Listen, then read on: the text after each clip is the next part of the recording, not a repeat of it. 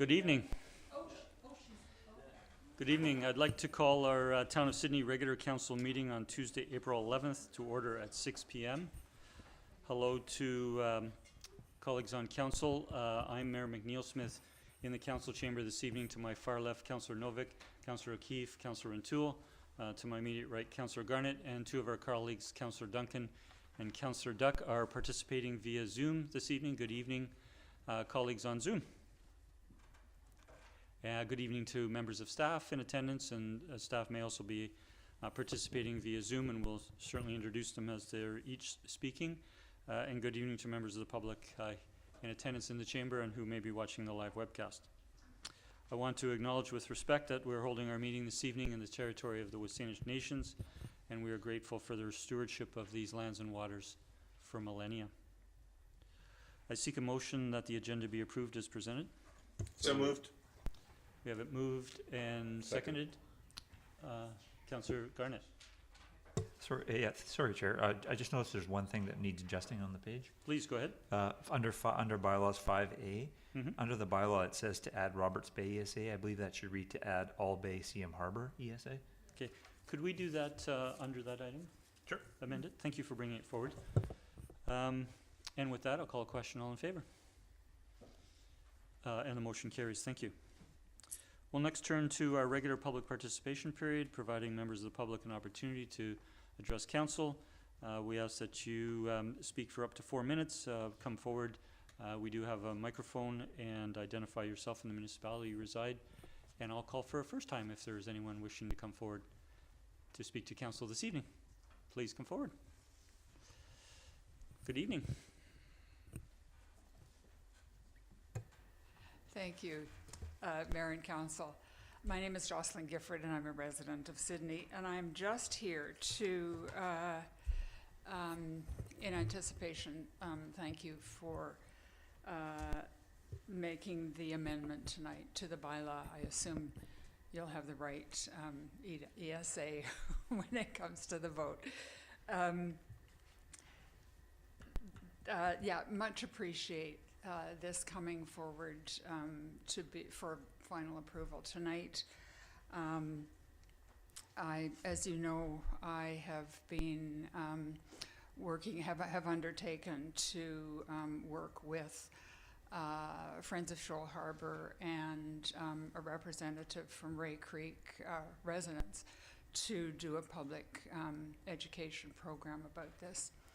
And I want to thank particularly Chief Mickelson and Sandy Nelson. Sandy also sent us a copy of your letter to North Saanich about extending the same kind of protection to particularly the bird sanctuary as it extends into North Saanich.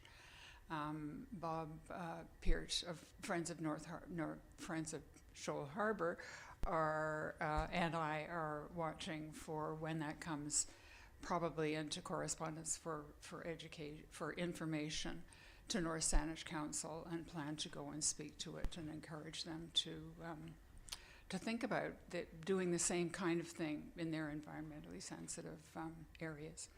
So with the new maps, we can finalize the materials we're preparing and get them ready to send to Chief Mickelson and other organizations, but Chief Mickelson particularly, for any final comments that he has. And then we're developing a list of organizations and opportunities to go and speak to it and share that information. So I appreciate it's a good opportunity to raise awareness not only about fireworks and wildlife, but also about Sydney's environmentally sensitive areas and the wildlife and nature that enriches our lives so much in this part of the world. So thank you. Thank you, Ms. Gifford, for coming forward, and also the work that you do with Roberts Bay residents and working with other organizations as well. I'll call for a second time. Anyone wishing to come forward this evening? And for a third and final time, seeing none, I'll close public participation. Thank you. And we'll next turn to bylaws. The first is under number 5A, bylaw number 2251, our fireworks regulation, amendment number 2. And I'll just ask Ms. Nelson to clarify the ESAs, please. The ESAs are All Bay / Tsehum Harbour, that's one. Roberts Bay as another one. Lochside as another one there, and Kelset or Mermaid Creek, or Ray Creek, sorry. So Kelset ESA. Thank you. And so readings of this bylaw amendment were done at a previous meeting, and I seek a mover for the recommendation. So move the bylaw be adopted. So we have it moved and seconded. Second. Any discussion? Seeing none, all in favor? Motion carries unanimous. Thank you. And we'll next turn to bylaw number 5B, bylaw number 2252, water utility rates and charges, amendment number 2. And we have discussed that at a previous meeting, and I seek a mover for the recommendation. I'll move adoption of bylaw number 2224, amendment number 2 to water utility rates and charges, bylaw number 2210. I'll second. Moved and seconded. Any discussion? Seeing none, all in favor? That's okay. Motion carries unanimous. Thank you. And 5C is bylaw number 2253, sewer service charges, amendment number 21. Seek a mover for the recommendation. I so move. Does this Second. bylaw be recommended, adopted? So we have it moved that the bylaw is adopted, moved by Councillor Novak, seconded by Councillor Duck. Any discussion? Seeing none, all in favor? The motion carries unanimous. Thank you. We're turning to adoption of minutes, and we have 4 sets of minutes, but they occurring on the same dates can be approved together. And so I would seek a mover to adopt both the minutes from our special council meeting of March 27th at 5 p.m. and the regular council meeting on March 27th at 6 p.m. I so move. Moved by Second. Councillor Novak, seconded by Councillor Duck. Any corrections? Seeing none, all in favor? That carries unanimous. And then I would seek a mover to adopt 2 sets of minutes, those of our special council meeting April 3rd at 5 p.m. and those of our special council meeting on April 3rd at 6 p.m. So move. Second. Moved and seconded. Any corrections? Seeing none, all in favor? The motion carries unanimous. Thank you. We're now down to section 9, which is 9A, and this is rise and report from in-camera minutes. So these are motions that were passed by council at in-camera minutes, and we're now raising them to our public meeting, and I will read them for information. From our March 13th regular council in-camera meeting, council passed the following motion: that Blue Coast Event Group be selected to operate the Sidney Street Market, and that the temporary street market licensing agreement be approved. We did do that on March the 13th and passed a motion to rise and report, and the rise and report was actually a press release bringing that good news forward to the community, and this was the first opportunity to communicate that at a public council meeting. And 9B is a motion passed by council at our special council in camera meeting of March 27th with regards to Washington State Ferries lease update, and the resolution was that the mayor write a letter to Washington State Governor Jay Inslee advocating for options to be explored for the reinstatement of the service prior to 2030. That letter is being worked on as we speak, and it will come forward under correspondence at a future council meeting for the public. I'll next turn to Mayor's report. Just have one item this evening, and that is the CRD board highlights from the March 18th board meeting. It is appended in the agenda package. I have nothing to highlight especially from that meeting, so I would seek a mover to approve that report, and happy to answer any questions colleagues may have. I see it moved by So move. Councillor Novak, seconded by Councillor Duck, any discussion? Seeing none, all in favor? Motion carries unanimous. Thank you. We do have 3 council reports this evening, and the first is from Councillor O'Keefe, who is our liaison to the Artsy Community Arts Council. Councillor O'Keefe. Thank you. Just a few updates from Artsy. So they've just completed the first round of fund distribution through their grant program, and they will be having another intake of grant applications in July, which will be adjudicated in September for programs to the end of 2023. And recipients will be required to provide a report afterwards outlining how the funds were used, how many people benefited from the program they delivered. So, and that would be shared with us. Other things going on, the Sidney Art Walk is in its final week. That was a partnership with the SBIA to allow dozens of local artists to display their and sell their work with local businesses. So a real good partnership with the SBIA there. Coming up is World Art Day this coming Saturday, and Artsy is partnering with McTavish and Panorama on a bird feeder program, which involves people or businesses getting a bird feeder kit that comes with a template and paints put together by McTavish Academy, and decorating it and then bringing it up to Panorama by this Saturday to display. It's kind of like the gingerbread house thing, where they put them on display and then people can vote on the ones that they like, and the funds from that will go towards supporting the Lantern Festival later this summer. The Lantern Festival is going ahead this year. They've started working on that already. They're preparing already 300 jellyfish lantern kits, and the lanterns will be on display the week of August 21st to 26th, and the evening festival will take place in Beacon Park on August 26th.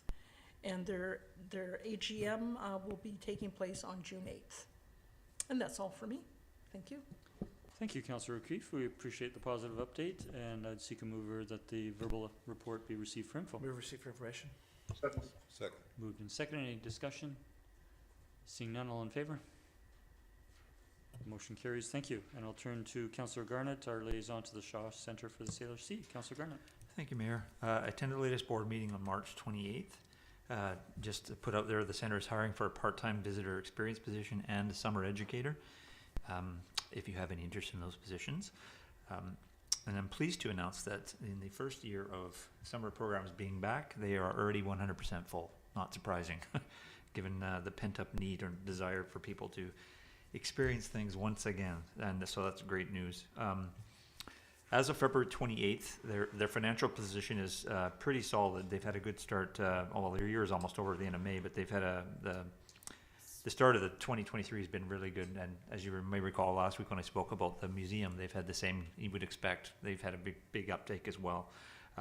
They're at a surplus of just over 51,000, and they had planned for minus 18, so well above their expectations. They've put in $44,000 of capital investments, with another 11,000 planned very soon, so they'll be at 55,000 there. And if the revenue continues on the trajectory of the forecast, they're hoping to do another 26,500 by the end of the year. So they'll have over 81,000 of capital investments for the year. But of course, it's all tied to the financial performance, and they're being very mindful, which is a very smart way to do things there. And even with these investments, they're still forecasting year-end surplus at 55,000. So the year has been really good for them. And speaking specifically to Family Day, if you were listened to the last week, you would have heard me say that the museum had over 950 visitors. Well, as you can expect, their Family Day was over 850 at the Shaw Centre. So again, and I visited there as well on the day, and it was just a non-stop cycle of people. And consequently, after that, they had mentioned that their spring break was was beyond their expectations. And when we had the meeting on the 28th, they thought that would be their week to rest, and they were mistaken. It was, again, extremely busy. So hopefully by this point in time, they've had a chance to regroup with their energies.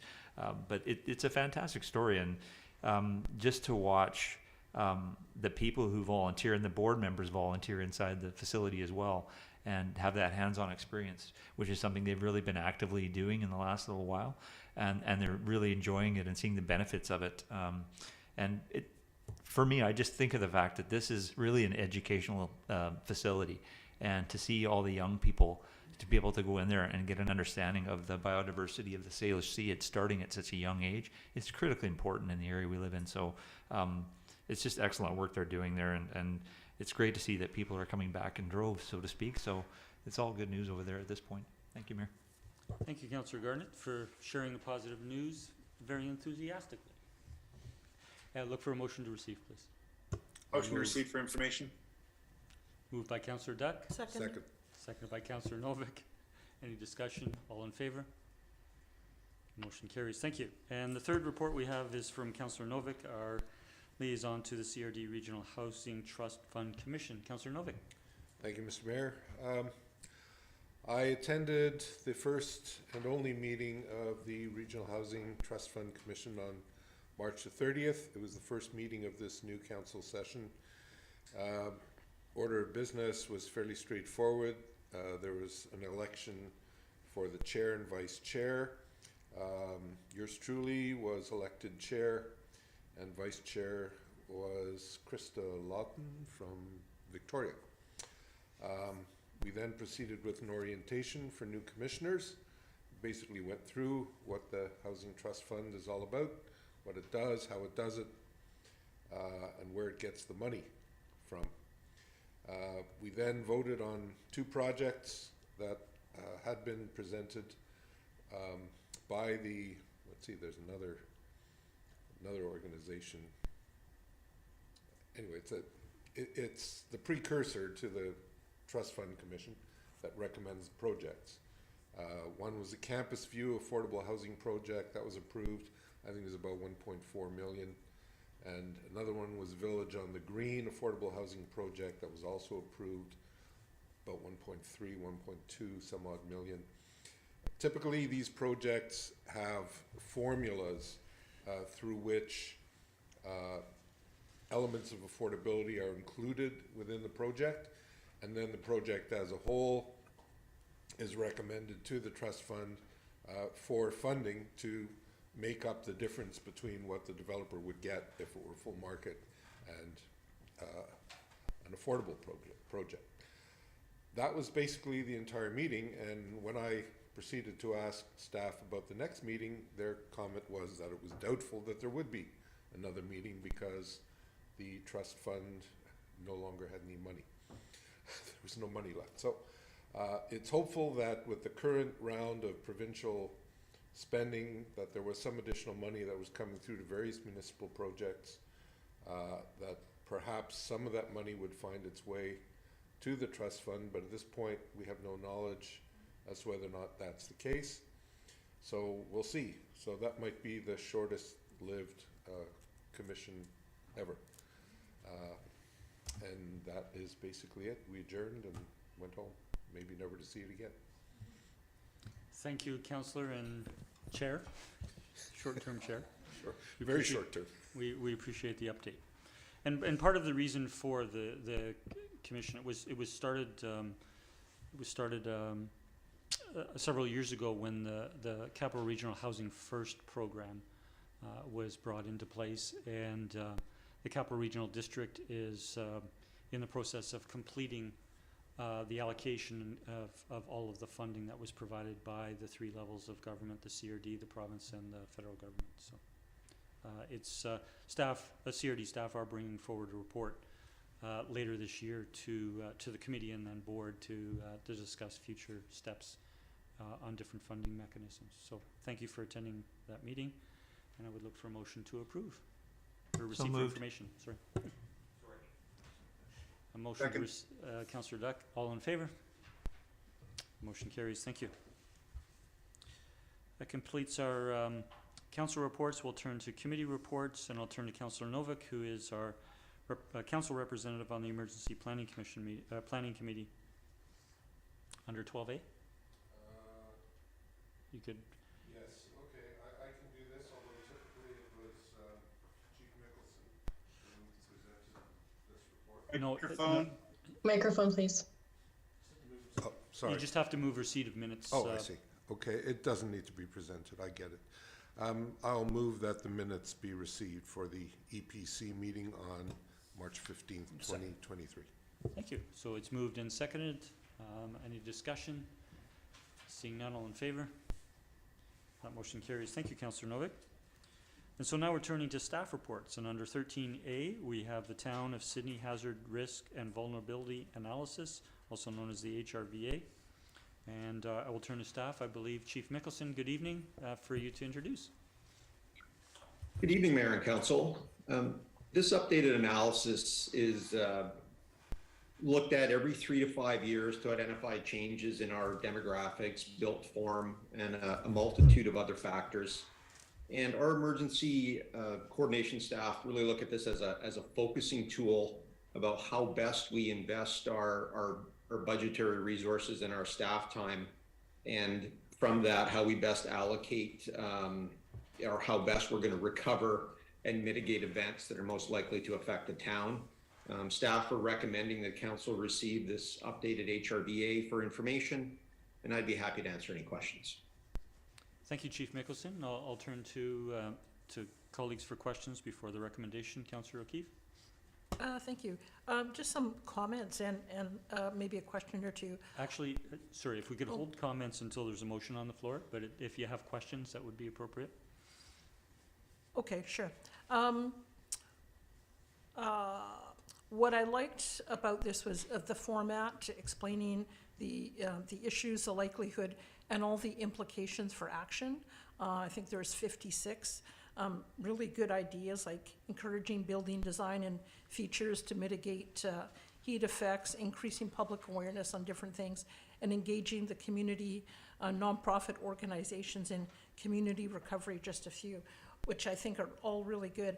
And what I'm wondering is, how do those 56 actions get acted upon? Like, I know in the next report, it talks about our emergency preparedness priorities. So I'm just wondering how those 56 actions sort of come under those broad headings of priorities? Or is it something where each department looks at them and says, okay, yeah, planning department will do this and engineering will look at, I'm just wondering how they come to life, so to speak. Through the chair to Councillor O'Keefe, that's an excellent question. And really what we try to do, if you look at all of these individually, there are a number of those tasks or mitigation strategies that actually have been complete or are underway. Some are relatively easy. The follow-on report, the emergency priorities that'll follow this staff report, really tries to encompass the larger items. When we look through a hazard, risk, and vulnerability analysis, we look at likelihood of occurrence and then severity of impact. So what we try to do is allocate our limited resources to basically what's going to get us the best bang for the buck, for lack of a better term, in respect to how we can utilize our resources specific to the most likely events that are going to negatively affect the town of Sidney, and that's based on probability and impact, and that's how we kind of triage these things. We're never likely to accomplish or knock every one of these items out in a given year, but they do carry over. And actually, we have done a good job over the years after being audited a number of times. It seems to, after a 3 or 4 year period, we do manage to, knock a lot of these or cross a lot of these off of our list, which I'm quite proud to say, based on our relatively, kind of small team we have to do that here. So it's got a bit of a long-winded answer, but we try to really prioritize where what the best bang for the buck is on these items. Okay, that's great. I guess I was just wondering whether staff looks for any particular direction from council in terms of some of these things, like we get reports from consultants on active transportation and other things, and whether there's particular elements in here that you would be looking for us to say, yeah, this is something we want staff to do, or as you say, whether it's just something that staff will sort of incorporate and keep track of themselves without council direction?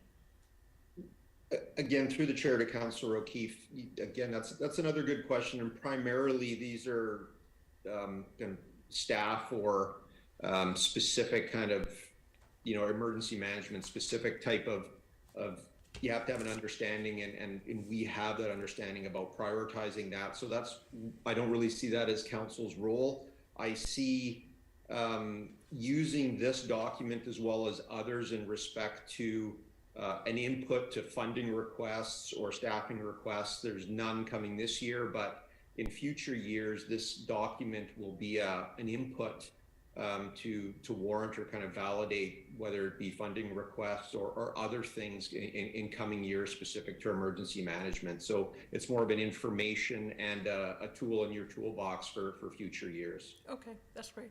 Thank you. That's all. Thank you, Councillor Keefe. Appreciate the questions. Seeing no further questions, let's seek a mover of the staff recommendation. So moved. Okay, if you could read out the recommendation, Councillor. Staff recommends that the town's updated hazard, risk, and vulnerability analysis, bracket HRVA, dated December 16th, 2022, be received for information. Second. Moved and seconded. Any further discussion? Councillor O'Keefe. Yeah, so I just wanted to comment that I think it's a very good comprehensive analysis. I think they've thought of everything. The one thing that stood out to me is the first time I've seen this information, is that it seems that only 11% of our seniors are in care homes. So to me that, I know that our emergency staff have good protocols and communication with local care homes, but there's about 90% who are not in that environment. So I think things that the report recommends, things like Meet Your Street program, for example, is something that would really be good for us to support. So seniors that are living on their own could get more support from their neighbors in the event of an emergency. So just thank you for staff and the consultant for the report and that information. Thank you. Thank you, Councillor O'Keefe. Seeing no, Councillor Garnett. Thank you, Mayor. Thank you, Chief Mickelson. I'll echo Councillor O'Keefe's comments. This is an excellent document. I think it's very fulsome and was actually a really good read. And I want to specifically thank you for Figure 16, because I think that is a really good addition to the report, the charting priority hazards, and the fact that the way you moved things around with arrows to show, for difference between 2018 and where we are today, of course, with 2020 and 2021, the pandemic and the atmospheric river, and the heat dome, all the things encroach. So it gives a really good indication for the public and thus reading the document of how things are shifting over time. And then with utility failure coming down a little bit, that's obviously because we're improving and increasing our infrastructure. So I think this particular figure will be really good for everybody to grasp how you work and how things fit in all together. So thank you very much. Appreciate it. Thank you, Councillor Garnett. Councillor Rintoul. Yeah, thank you, Mayor. And just briefly, I concur. It's a great way to summarize the report, the charting priority hazards, and to see water encroachment, atmospheric hazards on the rise. I think there's also lessons in here, not just in the context of the report, but broader for council and for engineering, as we look at municipal infrastructure and take into account those concerns as they certainly have implications for the town in terms of our infrastructure as well. So thank you. Thank you, Councillor. Councillor Novak. Thank you, Mr. Mayor. I too want to commend the chief and his team for this report. As somebody who's had a fairly substantial background in emergency management, emergency response, and emergency planning, I think we're punching well above our weight with this report. For a town our size to have this detailed an analysis and these types of protocols in place, I think we're doing really, really, really well. I was very gratified to see this, and I think we're in very good hands. Thank you. Thank you, Councillor Novak. Seeing no further discussion, I'll call a question. All in favor? The motion carries unanimous. Thank you. And we'll turn to item 13B, which is the 2023 Town of Sidney Emergency Preparedness Priorities, and I'll turn to Chief Mickelson for an intro on this, please. Thank you. Well, good evening again, and the first report was an excellent segue into our priorities for 2023. And the Emergency Planning Committee meets quarterly, and we recently met and reviewed these priorities as what we thought, based on our HRBA, would be a realistic and achievable set of goals. And going back to Councillor O'Keefe's previous comments, trying to create and prioritize a list of tasks that are most important. And of course, out of all those items that were noted in the HRBA, when you specifically look at tasks like Meet Your Street, that has wide-ranging benefits through a number of the individual hazards identified. So that's why we placed emphasis on some of these. Some of these tasks that are noted are already complete or in the process of completion. Some are continuation of some kind of legacy projects that are could probably be going on for a number of years, whether it be post-disaster drinking water and our application to the United Nations as a role model city. And then the last one, which is a new item, is to update our plans and communicate to the public the new framework of modeling and mapping data for the CRD did for tsunami inundation. So that's kind of the new one that doesn't have any linkage or is not complete. So those are the tasks that were listed. And again, I'd be happy to answer any questions specific to those items. Thank you, Chief. I'll turn to colleagues if there are any questions. Councillor Garnett. Thank you, Mayor. Thanks again, Chief Mickelson. I wonder if you might comment on the United Nations role model city, and if you could just speak to the two requirements we have met and the one that final one that will be met in the future. Yes, through the chair to Councillor Garnett, the final task that we really need to do, and to be honest, we started this process prior to COVID, and during that time they actually changed the goalposts a little bit on us, but that's fine. Really, the final task that we need to do is show that as a municipality or government entity that we are teaching or really using best practices and can provide guidance to other municipalities or like non-government organizations. For example, upon completion of the Meet Your Street initiative, we would be in a position to offer that or provide guidance to smaller other like communities.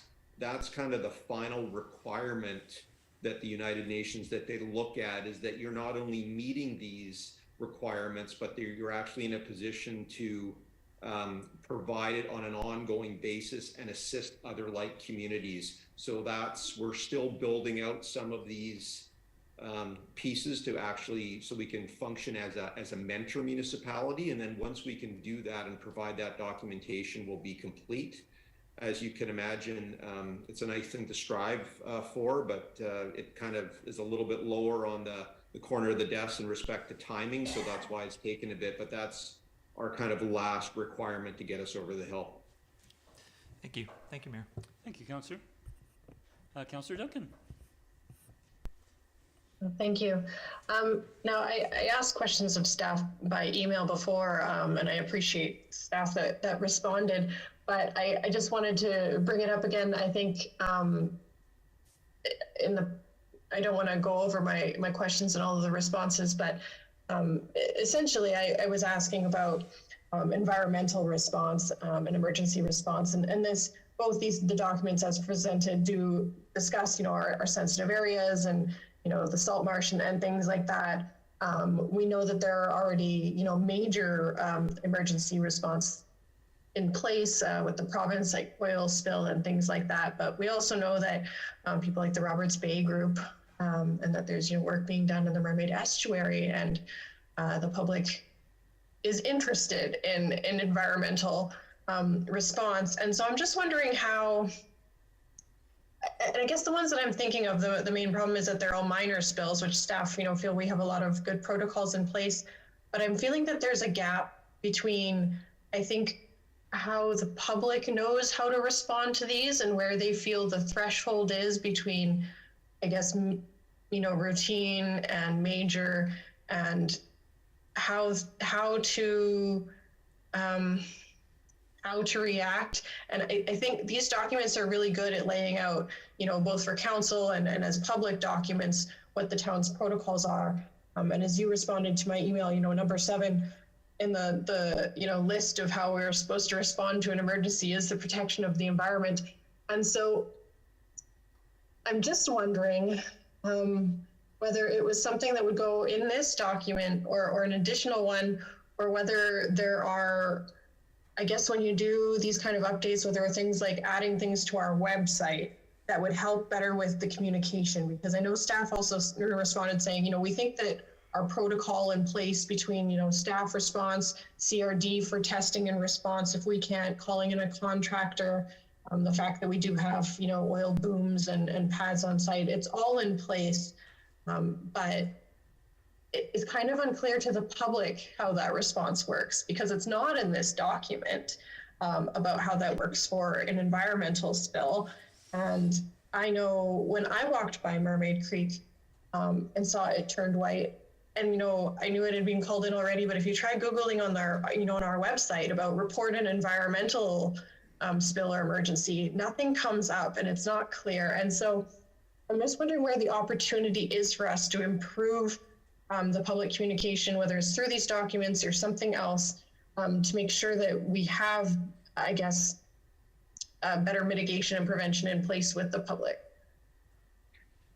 Yeah, again, through the chair to councillor, these are all excellent questions, and I think the key is, and I believe Ms. Clary noted in our email correspondence, that I believe that educating the public is probably the key. We do have approximately 20 hazard specific plans, a few more in our response binder in the event that, and these are based on severity of events most likely to affect the town, and then we have some obviously some lesser documents, but those are the town. We have to look at the role the town plays, and really in these environmental response, we're primarily kind of an ancillary or supportive role to more senior levels of government. So, but I do believe, and now that the town has a climate action coordinator, we have a manager of communications, I think we're in a much better position to look at this. And it's not, I don't see it solely as an emergency management department, but I think collaboratively we could work to augment our website. And we look at it in the fire department perspective that any spill is reportable, and ultimately it's, when we call MOE, we get an MOE tracking number, or through the province, we get a task number, and it's all tracked, and then they can come and determine if it's a sheen that's going to dissipate or if it's something that needs to be mitigated or reported. That's not our level of expertise. So I think communication and leveraging kind of the team we have at Town Hall, I think we could, update our website, perhaps work with some of the government, the civic groups we have, whether it's Friends of Roberts Bay, etc. We could work for signage, and I think that would probably be the best bet, how we can move that forward. Good. I guess my other question would be, just thinking of emergencies and things like our, Meet Our Street. We have earthquake kits, and a lot of us do first aid, so that if somebody has a heart attack, we can do CPR before first responders get there. And I'm wondering if there are, or if you're aware of programs that are similar about environmental first response, simply because we have these volunteer organizations and they're interested. And I know when I got there, I kind of wandered around helplessly going, I wonder what I'm supposed to do or could do. And I'm just, is there something already for citizen groups that we can direct people to as part of our education outreach? And again, that's a good question. Typically, based on my experience, our attendance at spills that go down through the storm drain, whether it's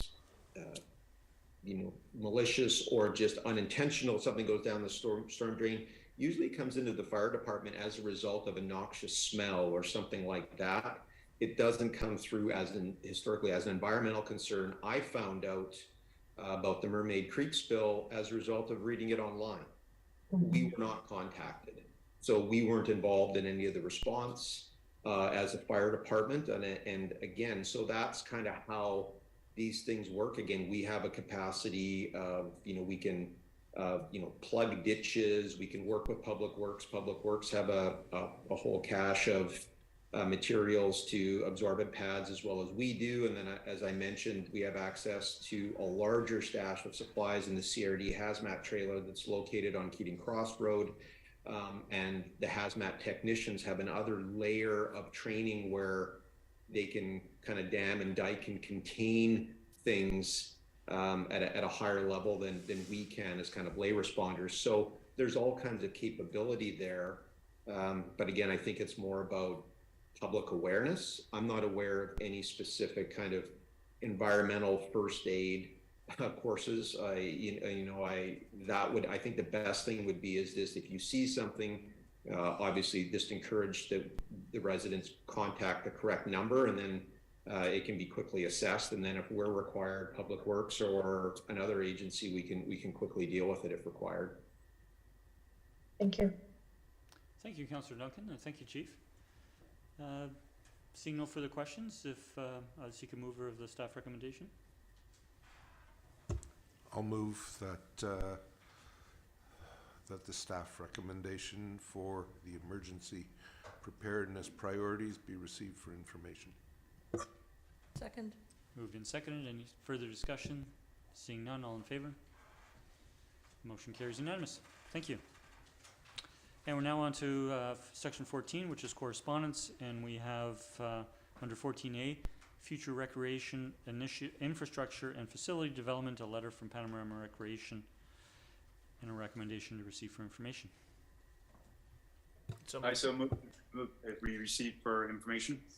We have it moved and seconded. Any discussion? Seeing none, all in favor? Motion carries. Thank you. And a motion to receive correspondence for information. So moved. Second.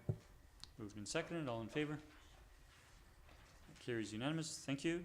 We have no notices of motion or motion to go in camera this evening, so we've completed our agenda business. Thank you to council and staff. I seek a mover for adjournment. So moved. Second. Second. All in favor? We are adjourned. Good evening. Thank you.